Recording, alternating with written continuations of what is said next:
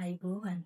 ඉතින් අද දවසේ මම මේ රටේ විශේෂම පිරිසක් ආමන්ත්‍රණය කරන්න තමයි මේ සූදානම් වෙන්නේ. ඔබ හිතන්නේ කවුරු වෙන්න ඇද්ද? මම කිව්වොත් 2026 නව අධ්‍යාපන ප්‍රතිසංස්කරණ කියලා. ඔන්න ඔබට මොකක් හරි දැනේ. ඉතින් මේ ප්‍රතිසංස්කරණ අපේ රටේම ඉතින් හරි වැදගත් වෙනවා. හැබැයි මම අද කතා කරන්නේ ඒ නව ප්‍රතිසංස්කරණ මේ රටට දායාද කරන්න මේ රටට අභිමානවත් ලෙස දරුවන් අතරට ගෙනියන මේ රටේ අභිමානවත්ම පිරිස ආමන්ත්‍රණය කරන්නයි. ඒ තමයි අපේ ගුරුවරු. ඔබ දන්නවද ගුරුවරුන්ට තියෙන වටිනාකම? මම නම් හිතන්නේ මේ රටේ මේ ලෝකේ තියෙන උතුම්ම වෘත්තිය තමයි ගුරු වෘත්තිය කියන්නේ. මේ රට හදන්න පුළුවන් අපිට. ඉතින් මේ නව අධ්‍යාපන ප්‍රතිසංස්කරණ අරගෙන ඉන්න බොහෝ අය සෑහෙන කාලයක තිස්සේ මහන්සි වුණා. ඉතින් ඒ අයත් මතක් කරලම අපි පාඩමට යමුද? ඉතින් ගොඩක් ලොකු පාඩමක් නෙවෙයි කතා කරන්නේ. පුංචි අදහසක් දෙනවා මේ පුංචි වෙලාවේදී. ඉතින් මේ නව අධ්‍යාපන ප්‍රතිසංස්කරණ හඳුන්වා දෙනකන් අපි බලාගෙන හිටියේ. මොකද දැන් අපි කතා කරගෙන උගන්වගෙන යන විෂය නිර්දේශයට ටිකක් කල් ගිහිල්ලා. ඉතින් ඒක අපි අලුත් කරගන්නත් එපේ. ඉතින් ඇත්තටම මේ නව විෂය නිර්දේශය හඳුන්වා දීම සිදු වුණේ 2026 පටන් ගන්න තිබුණට 2019 20 21 22 23 24 2025 මේ වර්ෂවල මේ ගැන කතා බහ වුණා. මේට අදාළ බොහෝ දේවල් සිදු වුණා. ඉතින් අපි දරුවන් අතරට මේක ගෙන ගියාට ගුරුවරු විදිහට මේ සඳහා විශාල වෙහෙස මහන්සියක් දරපු අය අමතක කරන්නේ කොහොමද? ඒ අනුව අධ්‍යාපන අමාත්‍යාංශය, ජාතික අධ්‍යාපන ආයතනය, ඒ වගේම සබරගමු පළාත් අධ්‍යාපන දෙපාර්තමේන්තුවේ අපේ ලංකා ඡන්දස, ඒ වගේම රත්නපුර කලාප අධ්‍යාපන කාර්යාලයේ අපේ විශේෂ අධ්‍යක්ෂිකා ජසින්තා චතුරානි මැඩම්, ඒ වගේම අපේ ගුරු උපදේශිකා දයානි රූපිකා මැඩම්, මේ හැමෝම අපිට උදව් කරා මේ කටයුතු කරගෙන යන්න. ඉතින් ඒ වගේම මට අමතක කරන්නම බැරි තවත් එක්කෙනෙක් ඉන්නවා. ඒ තමයි මගේ පාසලේ සේවලි මධ්‍ය විද්‍යාලයේ රත්නපුර ගරු විදුහල්පතිතුමා, නීවිදම්මික වතුකාරවත්ත මැතිඳුන්. මේ සඳහා මට ඉඩකට සපයා දීම ලොකු ජයග්‍රහණයක්. ඉතින් එතුමාද මම මේ වෙලාවේ සිහිපත් කරන්නට කැමති. ඉතින් මේ සෑම දිනාගේම සහයෝගයෙන් තමයි අපි අද මේ ශක්තිමත්ව අපේ ගුරුවරු මේ නව අධ්‍යාපන ප්‍රතිසංස්කරණ පිළිබඳව දැනුවත් කරන්නට සූදානම් වෙලා ඉන්නේ. ඉතින් ඇත්තටම මේක අපිට ලොකු වගකීමක්, ලොකු කාර්යභාරයක් පැවරිලා තියෙනවා. මොකද මේ අය ගොඩාක් දක්ෂයි. මේ ඔක්කොම අධ්‍යාපනඥයෝ එකතු වෙලා ඉතාමත් උසස් මට්ටමේ පිරිසක් තමයි මේක හදන්නේ. ඉතින් අපිට තියෙන්නේ මේක දරුවන් අතරට අරගෙන යන එක. ඉතින් ඒකේ ලොකුම වගකීම දරන්නේ නමුත් අපේ ගුරුවරු. ඒක නිසා මේ පිළිබඳව අපේ ගුරුවරුන්ට හොඳ අවබෝධයක් තියෙන්න ඕනේ. ඉතින් වර්ෂයේ ඉවර වෙන්නන් කිට්ටුයි. ඉතින් ඒක නිසා 2026 ජනවාරි අලුත් පන්තිවලට මේක උගන්වන්න පොඩි අදහසක් දෙන්න තමයි මම මේ සූදානම් වෙන්නේ. ඉතින් අපි ප්‍රධාන වශයෙන් මේදී අපි කරන්න ඕනේ මේ විෂය නිර්දේශය මනා ලෙස හඳුනා ගන්න ඕනේ. මේක දරුවන් අතරට ගෙනියන්නේ කොහොමද කියලා හොඳ අවබෝධයක් අපේ ගුරුවරුන්ට තියෙන්න ඕනේ. මොකද අපි හැමදාමත් එහෙමනේ ගුරුවරු කියන්නේ පුදුම විදිහට දැනුම සොයාගෙන යන අය. දවසින් දවස දැනුම අලුත් කරන අය. එහෙම නැත්නම් අපිට නව පන්ති කාමර වලට යන්න හරි අමාරුයි. ඉතින් ඒක නිසා මේකත් හොඳ අවස්ථාවක්. හැබැයි අපිට අර පරණ විෂය නිර්දේශය වගේ ගොඩාක් දේවල් හොයන්න නැහැ කියලා මට නම් හිතෙන්නේ. හැබැයි මේ විෂය නිර්දේශය ක්‍රියාත්මක වෙන්නේ දරුවන් වෙනුවෙන්මයි. ඔවුන්ගේ ක්‍රියාකාරීත්වය, මේ වගේම ගොඩාක් දේවල් මේකේ ජාතික අරමුණු තියෙනවා. මම ඒකෙන් ටිකක් කියන්නම්. ඇත්තටම මේක 2019 වර්ෂයේ සිට තමයි සූදානම් කළේ. ඉතින් විවිධ ගැටලු ප්‍රශ්න හමුවේ තමයි මේක අපි 2026 වර්ෂයේ මේ අරගෙන යන්න උත්සාහ කරන්නේ. ඉතින් ඇත්තටම මේ විෂය නිර්දේශය දිහා බොහොම විචාරාත්මකව සහ විචාරශීලීව බැලුවොත් මේක ගොඩාක් දරුවන්ගේ අරමුණු මේ සමාජ අරමුණු අපේ අභිමතාර්ථ ඒ වගේම ජාතික මට්ටමේ අරමුණු රැසක් මේ තුල තියෙනවා. ඉතින් ඇත්තට මේක තමයි විෂය නිර්දේශයකින් වෙන්න ඕනි. ඉතින් දැනුම විතරක් නෙවෙයි නේද අපි දැන් කියනවා මේ තියෙන විෂය නිර්දේශය තුල ළමයිගේ ක්‍රියාකලාපයේ පිළිපද අපි සෑහීමකටපත් වෙන්නේ නැහැ. ඉතින් මේ සියල්ල වෙනස් කරලා අලුත් ලෝකයක් ගොඩනගන්න තමයි මේ උත්සාහය.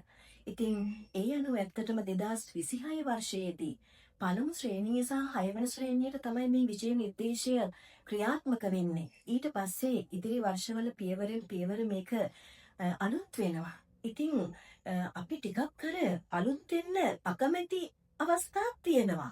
පුරුදු වෙච්ච දේ අපිට පරණ විෂය නිර්දේශයේ කටපාඩම් ඕනි දැනකින් ඕනි වෙලාවක උගන්වන්න පුළුවන්. ඒක අපි දන්නවනේ.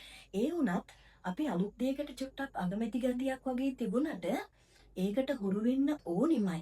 ඉතින් ඒක අගදී මුලදී අවසානයේදී හුරු වෙනවට වැඩිය මම හිතන්නේ මේ වෙලාවෙම හුරු වෙන එක තමයි ගුරුවරයෙක් විදියට අපගේ අභිමානය කියා බාන්න හොඳම අවස්ථාවක් වෙන්නේ.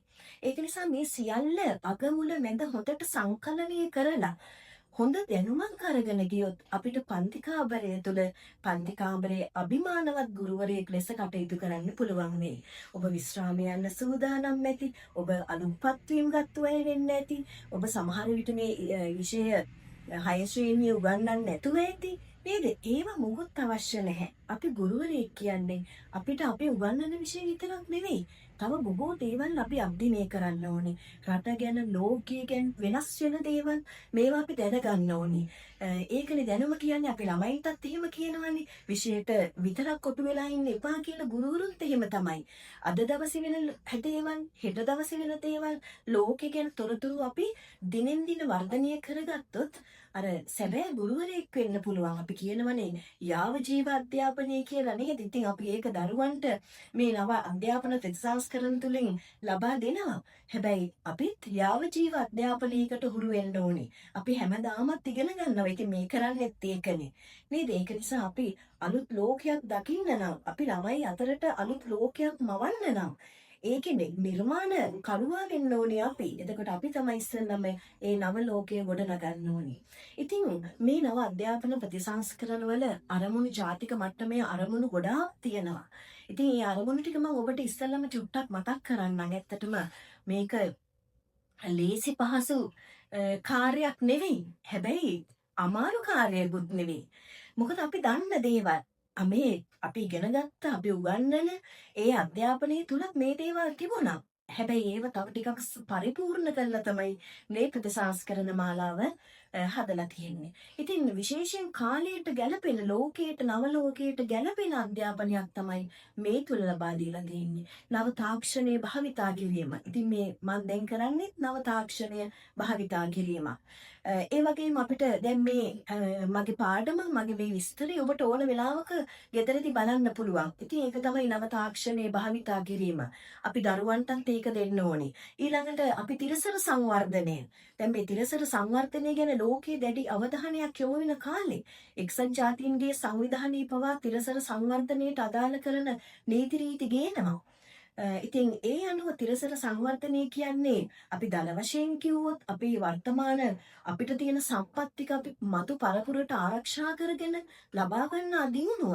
ඉතින් ඒක නිසා මේ පරිසර සංරක්ෂණය, ඒ වගේම අපි විශේෂයෙන් මේ කුණු කසල බැහැර කිරීම, ඒද අපි පරිසරයට ආදරෙන් කටයුතු කිරීම, ගස් කොළන් සිටුවීම, ඒ වගේ ආකල්ප ළමයි ළඟ තියෙන්න ඕනේ. නැත්නම් අපිට හෙට ලෝකයක් නැති වෙනවා. ඉතින් අන්න ඒක නිසා ඒ වගේ අරමුණු මේ වැඩසටහන තුල නව අධ්‍යාපන ප්‍රතිසංස්කරණ තුල ක්‍රියාත්මක වෙනවා. මෘදු කුසලතා අපි වර්ධනය කරනවා දරුවන් තුල. ඊළඟට පාසල හා ප්‍රජාවන්තර සම්බන්ධතා. මේවා ජනතාව තුල, රට තුල, මිනිස්සු තුල විශ්වාසයක් තියෙන්න ඕනි. නව විෂය නිර්දේශයක් හඳුන්වලා දෙනකොට ඒ විශ්වාසය මේ තුල තියෙනවා. ඊළඟට ව්‍යවසායකත්ව අධ්‍යාපනය, ව්‍යවසායකත්ව මානසිකත්වය. අපි දරුවන්ට පොතපත විතරක් නෙවෙයි, මේ දැනුම විතරක් නෙවෙයි, ලෝකයේ තුල ජීවත් වෙන්න මුදල් හුවමාරු කරගන්න, භාණ්ඩ පිළදී ගන්න, ඊට අමතරව මූල්‍යමය කටයුතු මේවා පරිහරණය කරන්න, ඉඩම් දීපල මේවා පිළිබඳව ළමයින්ට අවබෝධයක් තියෙන්න ඕනේ. මොකද මේ දරුවා අධ්‍යාපනය ලබලා ඊට පස්සේ යන සමාජය තුළ එයාට අවශ්‍ය කරන දැනුම මේ අධ්‍යාපනය තුළ ලබා දෙන්නට ඕනේ. ඉතින් ඒ අනුව අපි ඒ වගේ අරමුණු නිදහස් අධ්‍යාපන වරප්‍රසාද අපි නිදහස් අධ්‍යාපනය ලබා ගත්තේ බ්‍රිතාන්‍යයන් මේ රට පාලනය කරපු කාලේදී. ඔබට මතකයි රාජ්‍ය මන්ත්‍රණ සභා යුගයේ සිටි CWW කන්නංගර මැතිතුන් අපිට ඒ නිදහස් අධ්‍යාපන වරප්‍රසාද ලබා දුන්නා. ඉතින් අපි ඒව භුක්ති විඳිනවා. අපි හැමෝම ඒ තුලින් ඉදිරියට ආපු අය. ඉතින් ඒක නිසා මේ අධ්‍යාපන ප්‍රතිසංස්කරණ තුළ නිදහස් අධ්‍යාපනයේ ශක්තිමත් වෙලා තියෙනවා. සමාජයට වගකිව යුතු පුරවැසියෙක් බිහි කරන්න මේ තුළ හැකියාවක් ලැබිලා තියෙනවා. ඉතින් ඒ වගේම යාව ජීව අධ්‍යාපනය අපි හැමදාමත් ඉගෙන ගන්නවා. හැම තැනකදීම අපි ඉගෙන ගන්නවා. විශේෂයෙන් අපි ඉතිහාසයේ පුරවැසි අධ්‍යාපනය වගේ විෂයන්, භූගෝල විද්‍යාව වගේ විෂයන් ගත්තොත් අපි හැම තැනකදීම ඉගෙන ගන්නවා. අපි චාරිකාවක් ගියත්, අපි තැනකට ගියත් අපි හැම තැනදීම ඉගෙන ගන්න එක හරිම වැදගත් වෙනවා. අපි ටීවී එක බලලා තැනකට ගිහිල්ලා අපි ඉගෙන ගන්නවනේ හැම මොහොතකදීම ඒක ඉතාමත් වැදගත් වෙනවා. ඉතින් මේ විදිහට අපි විෂය නිර්දේශය තුළ මේ මම අරමුණු ටික ඔබට යම් තරමකට පැහැදිලි කරේ. ඉතින් ඉන්පස්සේ 6 9 ශ්‍රේණි දරුවන්ට ප්‍රධාන වශයෙන්ම විෂයන් 14ක් අධ්‍යාපනය තුළ ලබා ගන්න අවස්ථාව තියෙනවා. ඒ වගේ මේ සඳහා ඔවුන්ට සම්මාන ක්‍රෙඩිට් 30ක් ලබා ගන්න අවශ්‍ය වෙනවා. අපි එතන tie ක්‍රෙඩිට් 30 ලබා දෙන්න එක් විෂයන් වලට ඒක බෙදලා තියෙනවා. අපි ඉතිහාසය ගත්තොත් ඉතිහාසයට දෙකක් තියෙනවා. ඒ වගේ එක් විෂයන් සිංහල ගණිතය ඒ වගේ ප්‍රධාන විෂයන් තෝරාගත් විෂයන් ඒ ආදී ලෙස තමයි මේක ක්‍රියාත්මක වෙන්නේ. ඊට පස්සේ 9 ශ්‍රේණිය අවසානයේදී දැන් අපි 6 9 ශ්‍රේණිවලදී ඇත්තටම විභාග පවත්වන්නේ නැහැ. ක්‍රියාකාරකම් මත දරුවන්ට ලකුණු ලබා දෙනවා. ඒ ක්‍රියාකාරකම් පිළිබඳව අපිට කරන්න තියෙන ක්‍රියාකාරකම් මොන ආකාරයකද සිදු වෙන්නේ කියන එක ගැන මම ඊළඟ අවස්ථාවේදී ඔබට පැහැදිලි කරන්න බලාපොරොත්තු වෙමින් ඉන්නවා. දැන් අපි 6 9 ශ්‍රේණිවලදී මේ ටික ඉගෙනගෙන ඇවිල්ලා මේ මොඩියුල හරහා තමයි මේ ටික අපි ඉගෙන ගන්නේ. එතකොට ඒ අනුව එතන විශේෂයෙන් 9 ශ්‍රේණිය අවසානයේදී විභාගයක් පවත්වනවා. හැබැයි මේ විභාගය පවත්වන්නේ දරුවන්ගේ සාක්ෂරතාවය සහ විෂය ක්ෂේත්‍රය හඳුනා ගන්න. ඔවුන්ට 10 ශ්‍රේණියේදී විෂයන් තෝරා ගැනීම සඳහා අදහසක් ගන්න තමයි මේ 9 ශ්‍රේණියේදී මේ ටික හඳුන්වලා දෙන්න මේ විභාගය පවත්වන්නේ ජාතික මට්ටමේ. ඒ වගේම ඊට පස්සේ 10 ශ්‍රේණියේදී ඔවුන්ට විශේෂයෙන් මේ විෂයන් තෝරගෙන ඒක වෘත්තීයද එහෙම නැත්නම් ඒක අධ්‍යාපනයේද කියන අධ්‍යාපන ක්ෂේත්‍රය ඉහළට යන්නද නැත්නම් රැකියාවක් සම්බන්ධයෙන් ඉහළට යන්නද කියන එක පිළිබඳව තෝරා ගැනීමක් කරන්න තියෙනවා. ඊට අදාළව ජාතික මට්ටමේ විභාගයක් 11 ශ්‍රේණියේදී පවත්වනවා. යම්කිසි දරුවෙකුට 10 ශ්‍රේණියේදී තෝරාගත්ත විෂයන් ගැලපෙන්නේ නැහැ වගේ හිතෙනවා නම් වෙනස් කරන්න ඕන නම් එයාට ඒ සඳහාද අවස්ථාව හිමි වෙලා තියෙනවා. ඉතින් මෙන්න මේ විදිහට අපි සාමාන්‍යයෙන් මේ විෂයන් තෝරා ගන්නවා. ඉතින් මම ඊළඟට පුංචි අදහසක් ඔබට දෙන්නම්. ඒ තමයි අපි ඉතිහාසයේ විෂය ගත්තොත් අපි ඒකෙදි කොහොමද විෂයන් සිදු වෙන්නේ නැත්නම් මේ මොඩියුල ක්‍රියාත්මක වෙන්නේ කියන එක ගැන මම පුංචි අදහසක් පුංචි විනාඩියකදී කතා කරන මේක නිමාවටපත් කරනවා. ඒ තමයි ඇත්තටම අපිට තියෙනවා මෙන්න මේ වගේ ඉතිහාසය සම්බන්ධ මොඩියුල් එකක් තියෙනවා. මේක මොඩියුල් එකක් කිව්වට මේ තුල මොඩියුල් දෙකක් තියෙනවා. මෙතන තියෙන ඉතිහාසයේ පළමු වාරය මොඩියුල් 1 සහ 2. එතකොට මේක තමයි අපිට පළවෙනි වාරය. දැන් මේ සියලුම දේවල් අපි කතා කරන්නේ 6 ශ්‍රේණියේ පළමු වාරයට අදාළ ඒවා පමණයි. ඒකට මේක මේ පොත මේ මොඩියුලය අපි දරුවන් ළඟට පත් කිරීමේ අරමුණෙන් තමයි කියන්නේ මේ කාපුව ළමයින්ගෙන් ගන්න නැති වෙන්න තමයි මුලට මේක සැලසුම් කරගත්තේ. නමුත් ඒක කරන්න ටිකක් ඇත්තටම ලොකු අපහසු කාර්යයක්. ඒක නිසා මේ පොත දරුවන්ට දෙනවා. නමුත් මේ ඇතුලේ තියෙන ක්‍රියාකාරකම් මේ තුල කරන්න බෑ දරුවන්ට. මොකද පොත ආපසු අපි ගන්න නිසා වලට වෙනම අභ්‍යාස පොතක තමයි මේ ක්‍රියාකාරකම් සහ ඒවට අදාළ දේවල් සටහන් කරගන්න වෙන්නේ. ඉතින් අපි දැන් පරණ විෂය නිර්දේශය තුල අපිට පෙළ පොතක් හම්බුනාම අපි ගොඩක් දුරට ගුරුවරු මේ පෙළ පොතෙන්ම උගන්වන්න උත්සාහ ගන්නවනේ. ඒක එහෙමත් ඉතින් පුළුවන්කමක් තිබුණානේ.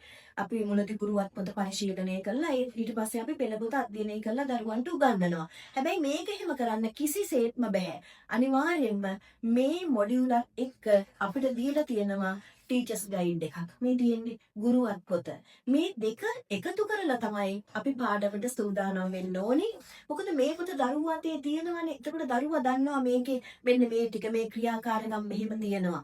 මේ ටික. හැබැයි ළමයින්ට මේ ක්‍රියාකාරකම් සඳහා ලකුණු පිරිනමන්නේ කොහොමද නිර්ණායක මොනවද කියලා මේ ගුරුවත් පොතේ තමයි තියෙන්නේ. ඒක නිසා අපි යම්කිසි ක්‍රියාකාරකමක් කරනකොට ඒක අනිවාර්යෙන් අපි දරුවන්ට මේ නිර්ණායක ටික මුලින්ම ඉදිරිපත් කරන්න ඕනි.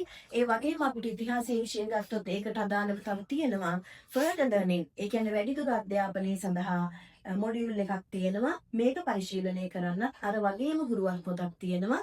ඒ දෙකම අපි එකතු කරලා තමයි අපි පාඩමට සූදානම් වෙන්න ඕනි. ඉතින් හරි සරලයි. පහසුවෙන් මේක අපිට මේ වෙත යොමු වෙන්න පුළුවන්. ඉතින් මේ සියලුම කරුණු කාරණා පිළිබඳ ඔබගේ විශේෂ අවධානය යොමු කරමින් නව අධ්‍යාපන ප්‍රතිසංස්කරණ 2026 වසරේ සිට ක්‍රියාත්මක කරන්න සූදානම් වෙන්න ඔබට ශක්තියක් තියෙනවා. මීටත් වැඩි විෂය නිර්දේශ අමාරු වේවා අපි මීට පෙර නිමාවටපත් කරා. ඒක නිසා මේ පිළිබඳ ඔබගේ අවධානය ඔබ බොහොම ආදරයෙන් කරුණාවෙන් දරුවන් අතරට ගිහිල්ලා මේ දේ දායාද කරයි කියලා මම විශ්වාස කරමින් අද දවසේ කතාව මම නිමාවටපත් කරනවා. බොහොමත්ම ස්තුතියි. ආයුබෝවන්.